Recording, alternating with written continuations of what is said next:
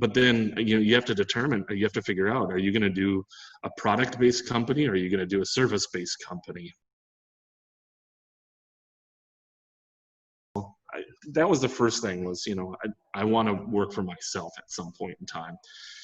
But then, you have to determine, you have to figure out, are you going to do a product-based company, or are you going to do a service-based company? And I mean, service-based company, all I could really do is maybe start up a security company, but there's enough of them out there. The regulations in California suck. I don't want to deal with it. So let's do a product-based company. Product-based company, you've got to have market value. You need to do the competitive analysis and all this. And I'm like, okay, cool. I can handle that. That's what I do full time. So first things first is figure out what is something that people are going to want to buy. The easiest way to figure out something people are going to want to buy is, what is a pain point, and how can you associate yourself to a pain point?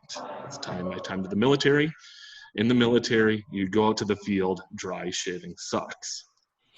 Plain and simple. If you're any branch of the military, Air Force and Navy excluded, when you go to the field, you're going to have to dry shave. I mean, you could try to bring shaving cream or gel, but it's going to leak, it's going to explode, it's going to get all over your rucksack, or you might just get lucky. So soldiers have just always dry shaved. There's this man up, you just do it all the way from basic training times. Well, for half of the guys out there, they've got the faces that can handle dry shaving. They don't have the razor burn or the bumps, and they can deal with it. Well, the other half, we do have terrible reactions to the dry shaving, especially in the neck area with the burns, the bumps, and it can be problematic. So I'm like, okay, this is what I'm going to figure out. So I started toying around with different shaving products.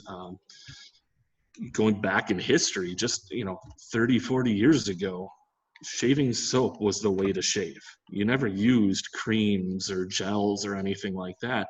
Those were created out of convenience. And it's kind of like a McDonald's effect. People just want to be able to, push the button, get the product in their hand, and, slap it on their face.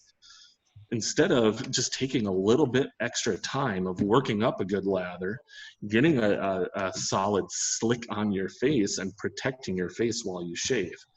So shaving soap is where I wanted to go with this. I mean, it's a hard puck style product, so it's going to be easily transportable. I don't have to worry about things like TSA regulations or anything like that. So, if you're a business traveler or any type of an adventurous gentleman, this product will work just as well for you.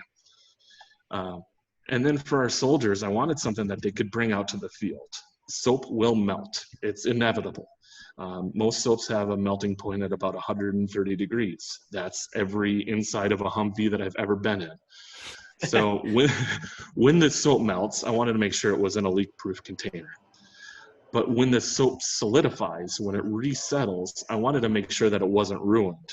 So that's where I really had to tweak with the formula, and that's why I rolled out with a glycerin-based soap, so it can melt and resettle and melt and resettle, and it'll be just fine. And when it comes time to shave in the field, if you're a bougie lieutenant colonel, you can bring your brush out to the field with you and do that. Otherwise, if you're a straight grunt, you can add just a little bit of water into the can, lather up with your hands, and get a little bit of a slick on your face to be able to. Like what you heard, don't forget to like and subscribe to the Veteran Entrepreneur Podcast, brought to you by DotMilGear.com.